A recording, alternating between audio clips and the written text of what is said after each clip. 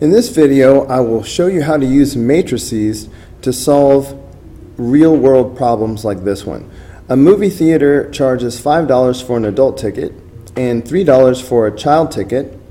Last night, the theater sold 700 tickets for a total of $2,500. Set up a matrix equation and solve to determine how many adults and how many children went to the theater. Okay, so let's define our variables first. We want to know how many adults and children went to the theater. So I'm going to let x equal the number of adults, and I'm going to let y equal the number of children.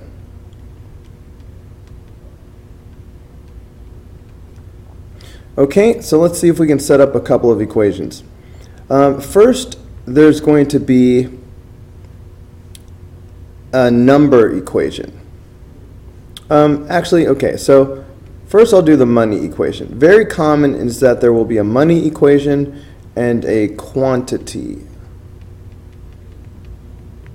equation. So first the money. They charge $5 per adult ticket, so that's $5 for every x, plus $3 for a child ticket, so that'll be $3 for every y. So that should equal the total amount of money. The total amount of money is $2,500. Now let's do the quantity equation. The number of adult tickets plus the number of child tickets should equal the total number of tickets.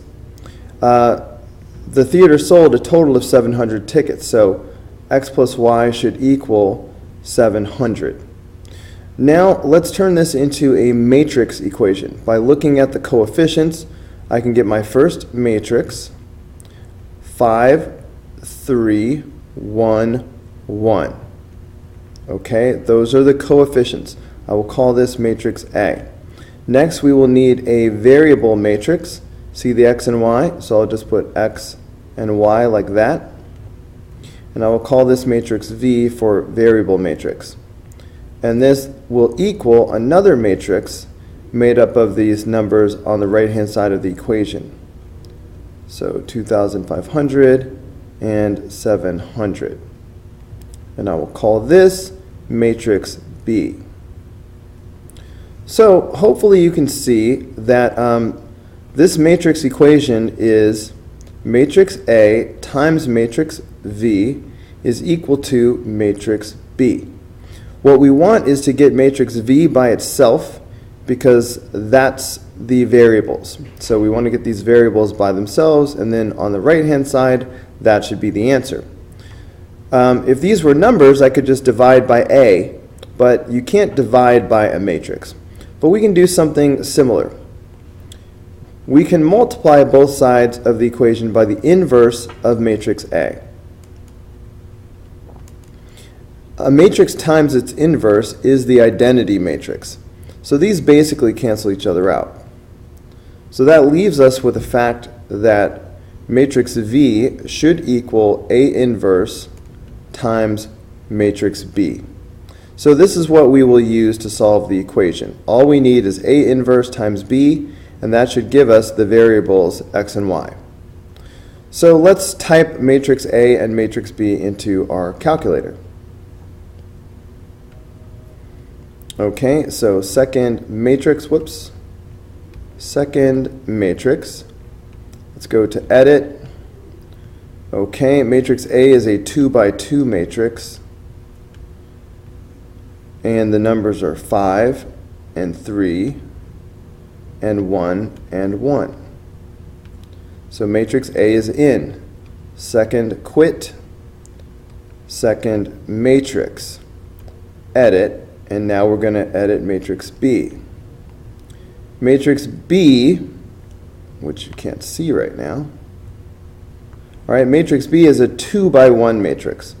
So I need to change the dimensions and type it in. So 2,500 and 700.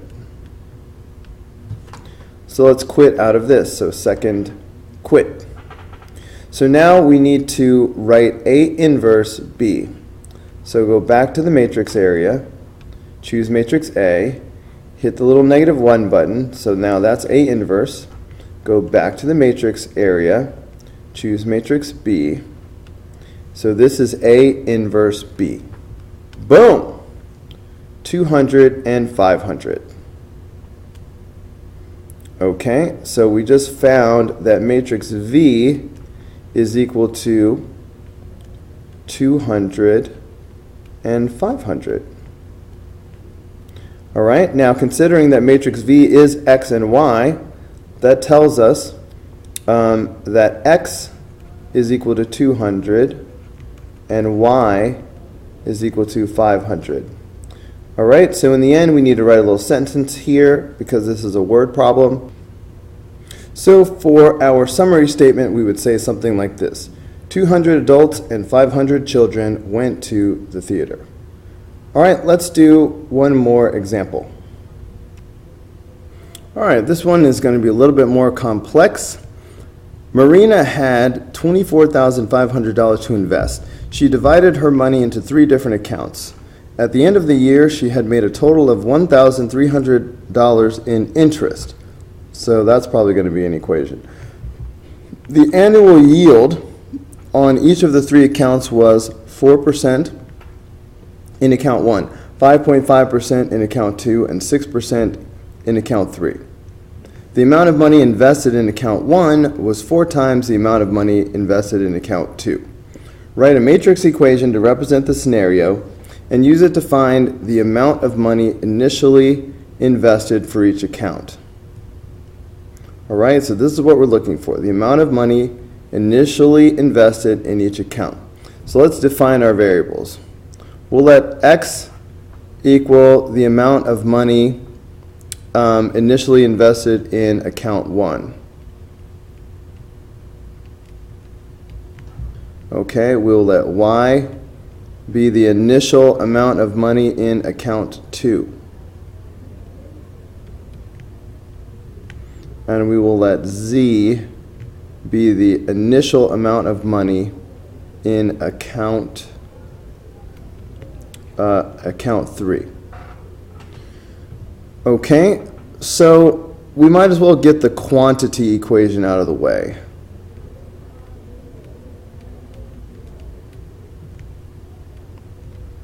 Okay, we know the total amount of initial money. Marina had $24,500 to invest. So if we add up the initial amount of money from account 1, account 2, and account 3, that's what it should equal. So in other words, X plus Y plus Z should equal 24,500. All right, so that's the first equation. Now, they mention interest, the amount of money made in interest. Okay, so let's write an interest equation.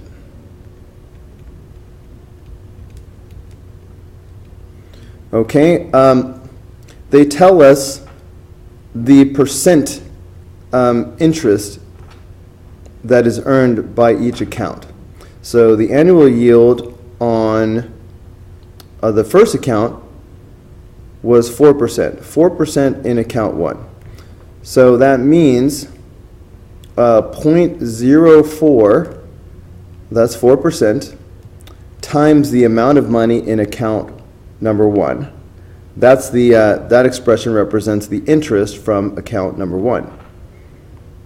Okay, 5.5% interest in account 2. All right, so that's going to be, so I'm going to put plus 0.055y. All right, this is just 5.5% in decimal form. So 5.5% times the amount of money in account Y, that'll be the amount of interest from account, the second account. And 6% interest from the third account, so that's going to be plus 0.06 times the amount of money in the third account. So if I add all these up, it should give me the total amount of interest earned. And she made a total of $1,300 in interest. So $1,300 in interest. Okay, now we have three unknowns, so we need three equations. So I'm looking around for one more equation. Okay, and we just have this one random equation. Okay, rando equation coming up. It says the amount of money invested in account 1, I'm going to highlight this. The amount of money invested in account 1 was 4 times the amount of money invested in account 2. Okay, so let's do this off to the side because we have to rearrange it. So the amount of money invested in account 1 is 4 times the amount of money invested in account 2. So this red equation represents what I just highlighted. However, we need to rewrite this equation so it's in the same form as the others. We need x and y on the left, and we need a constant on the right. So that's why I'm going to subtract 4y from both sides, and I'm going to wind up with x minus 4y is equal to 0. Okay, so I have that equation. So now we have the three equations that we need. Please notice that the third equation has no z, so I'm going to look at this as 0z. So now what I can do is I can write my matrix equation using the coefficients.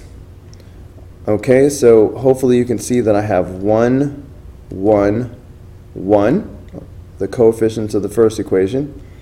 I have 0.04, 0.055, and 0.06 from the second equation, and I have 1, -4, 0 for the coefficients of the third equation. All right, so here's my first matrix, which I will call matrix A. My second matrix is the variable matrix, x, y, and z. And I will call this matrix V for variable. And that will equal this third matrix of these constants. So 24,500, 1,300, and 0. All right, and I will call this matrix B. So we just need to solve this matrix equation.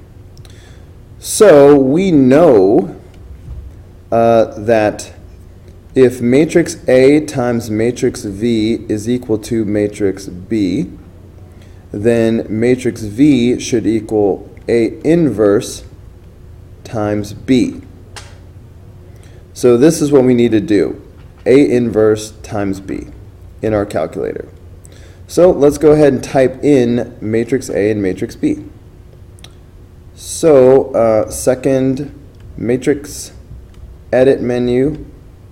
This is a 3 by 3 matrix, and I'm just going to type all this in. Okay, so here I've typed it all in. So I will quit my way out of this. So now I need to type in matrix B. You know what, maybe I should move it over here. I'm going to type in matrix B. So back to the matrix area, back to edit, go to matrix B. This is a 3 by 1 matrix, so I had to change the dimensions. 24,500. 1,300. And 0. So I'm going to quit my way out of this, second mode. Alright, and just like last time, I need A inverse B to get the answer. Alright, so let me just clear that out. So back to the matrix area, I type A, I hit this button to make it A inverse, I go back to the matrix area one more time, but this time I choose matrix B. So I've got A inverse B, and then these are my answers. All right, so there's the bottom line. We found X, Y, and Z.